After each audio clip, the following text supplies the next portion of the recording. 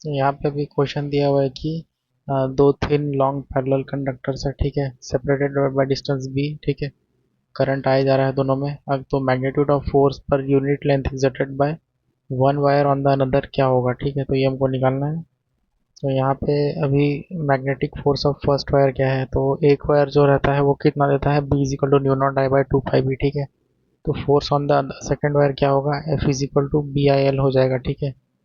तो यहाँ पे force on per unit length जो रहेगा हमको निकालना है एफ बाई एल, तो यहाँ पे एफ बाई एल कर दिया, ठीक है। सो आई वैसे ही रहेगा, उसके बाद फिर बी यहाँ से आ जाएगा, ठीक है। तो यहाँ पे बस आई बी हो गया, ठीक है। तो F by L is equal to mu naught I square by two B हो जाएगा, ठीक है। ये इसका सॉल्यूशन है।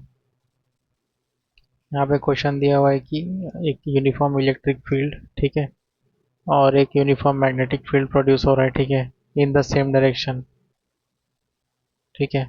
उसके बाद फिर क्या है कि एक इलेक्ट्रॉन प्रोजेक्टेड है with its velocity pointed in the same direction. तो यहाँ से ये इलेक्ट्रॉन हम लोग ये कर रहे हैं, ठीक है, तो क्या होगा इससे, तो यहाँ पे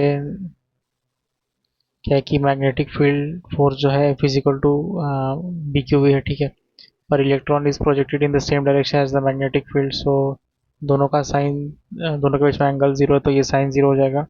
तो मैग्नेटिक फोर्स से इफेक्ट जीरो हो जाएगा, तो इलेक्ट्रॉन लेफ्ट या राइट नहीं जाएगा। उसके बाद देखते हैं कि इलेक्ट्रिक फोर्स से क्या होगा, ठीक है। तो F is equal to Q E होता है, और यहाँ पे इलेक्ट्रॉन का भी चार्ज जो है वो नेगेटिव है, क्यू ई माइनस है। तो since the charge is negative, so the force exerted by the electric field is in the opposite direction to the field lines। तो ओवरऑल जो आंसर होगा वो होगा कि इलेक्ट्रॉन का जो वेलोसिटी है वो डिक्रीज कर जाएगा। राइट आंसर फिर ये 4 होगा, इलेक्ट्रॉन्स वेलोसिटी विल डिक्रीज।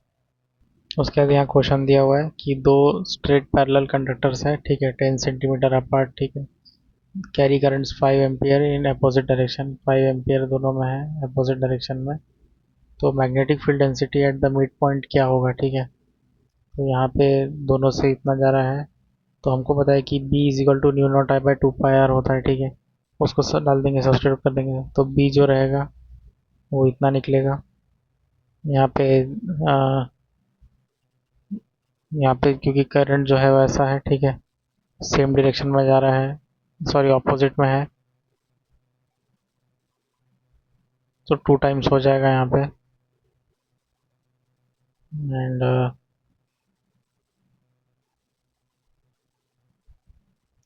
यहाँ पे क्या है कि टू टाइम्स आ जाएगा, ठीक है, तो ये टू कट जाएगा, mu naught I by pi R बचेगा, ठीक है।